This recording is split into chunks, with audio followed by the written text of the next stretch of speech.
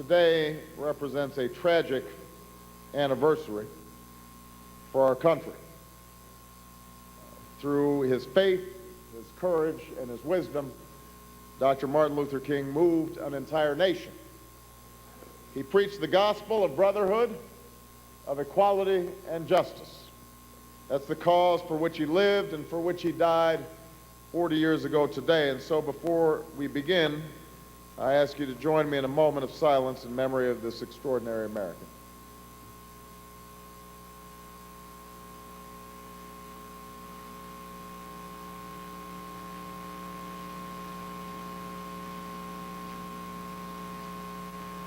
I had the opportunity to speak to Dr. King's family this morning, Martin Luther King III. They are in Memphis today, honoring Dr. King's life and death. There's been a lot of discussion this week about how Dr. King's life and legacy speaks to us today. It's taking place in our schools, in our churches, on television, and around the dinner table. And I suspect that much of what folks are talking about centers on the issue of racial justice. On the Montgomery bus boycott and the March on Washington, on the Freedom Rides, and the stand at Selma. And that is how it should be, because those were times when ordinary men and women, straight-backed, clear-eyed, challenged what they knew was wrong and helped perfect our union. And they did so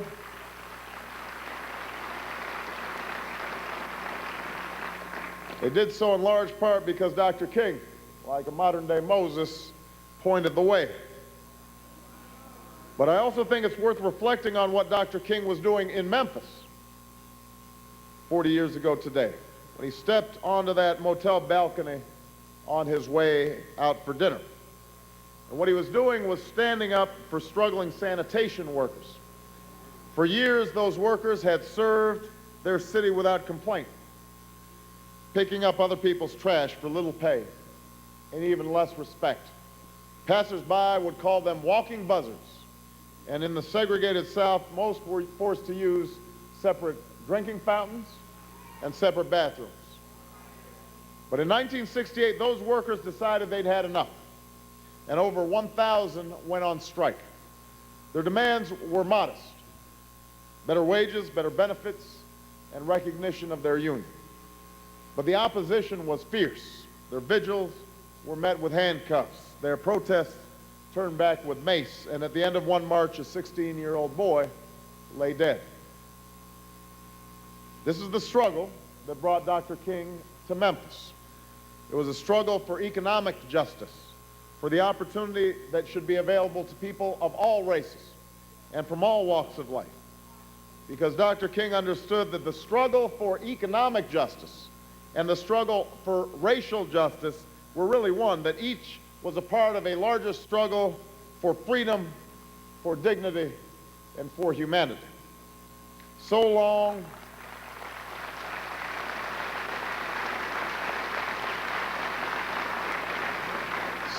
as Americans were trapped in poverty, so long as they were being denied decent wages and benefits and fair treatment, so long as opportunity was being opened to some but not all, the dream that he spoke of would remain out of reach.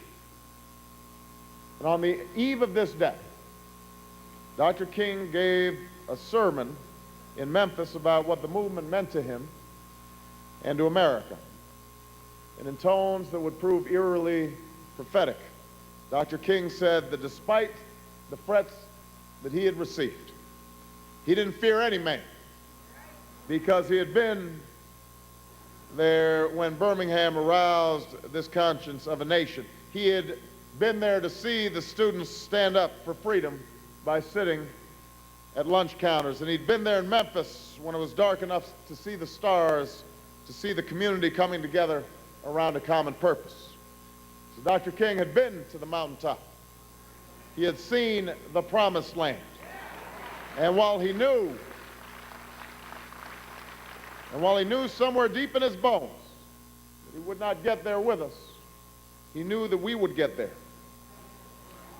He knew it because he had seen that Americans have the capacity, as he said that night, to project the I into the thou, to recognize that no matter what color of our skin, no matter what faith we practice, no matter how much money we have, no matter whether we are a sanitation worker or a United States senator, we all have a stake in one another. We are our brother's keeper. We are our sister's keeper.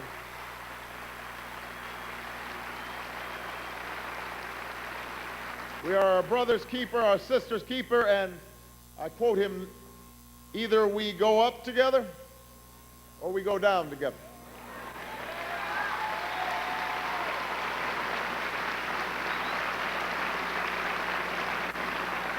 And when he was killed the following day, it left a wound on the soul of our nation that is not yet fully healed.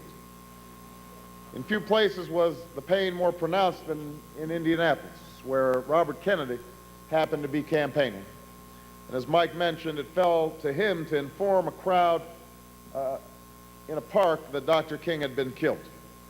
Some of you heard the recordings, the shouts, the pain that were heard as Robert Kennedy made that statement. And as the shock turned into anger, Kennedy reminded them of Dr. King's compassion and his love.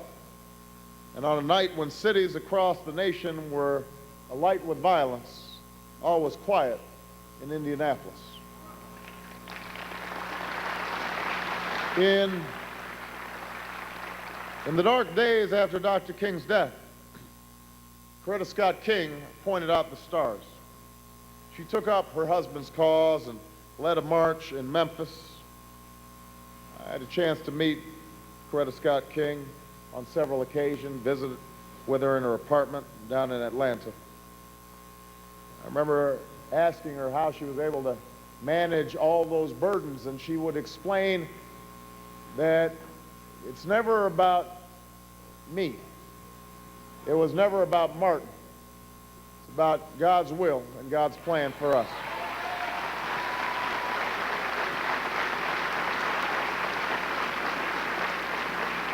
Coretta Scott King took up that cause and helped to lead a march in Memphis, even though she was still grieving. Those sanitation workers eventually won their contract. However, the struggle for economic justice remains an unfinished part of the King legacy, because the dream is still out of reach for too many Americans. Just this morning it was announced that more Americans are unemployed now than at any time in years. And all across this country, families are facing rising costs, stagnant wages, and the terrible burden of losing a home. Part of the problem is that for a long time we've had a politics that's been too small for the scale of the challenges we face. This is something I spoke about a few weeks ago in a speech I gave in Philadelphia. What I said was that instead of having a politics that's living up to Dr. King's call for unity, we've had a politics that's used race to drive us apart, when all this does is feed the forces of division and distraction and stop us from solving our problems.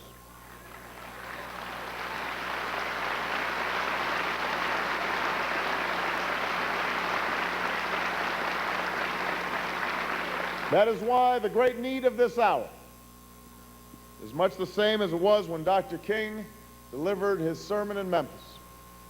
We have to recognize that while we each have a different past, we all share the same hopes for the future. We all hope we can find a job that pays a decent wage, that there will be affordable health care when we get sick, that we'll be able to send our kids to college, that after a lifetime of hard work, we'll be able to retire with security. They are common hopes, modest dreams, and they're at the heart of the struggle for freedom and dignity and humanity that Dr. King began, and that is our task to complete. You know, Dr. King once said that the arc of the moral universe is long, but it bends towards justice. It bends towards justice. But here's the thing. It does not bend on its own. It bends because each of us in our own ways put our hand on that arc and we bend it in the direction of justice. Because we organize and we mobilize, we march, we vote, we parent, we're active in our community, we're active in our schools. So on this day, of all days, let us each do our part to bend that arc. Let's bend it towards justice. Let's bend that arc towards opportunity. Let's bend that arc towards prosperity for all. And if we can do that and march together as one nation and one people, then we won't just be keeping faith with Dr. King's dream, all that he lived and died for. We'll be making real the words of Amos that he evoked so often and said, let justice roll down like water and righteousness like a mighty stream. Thank you very much, Fort Wayne. Thank you. Thank you. Thank you. Thank you. Thank you. Thank you. Thank you.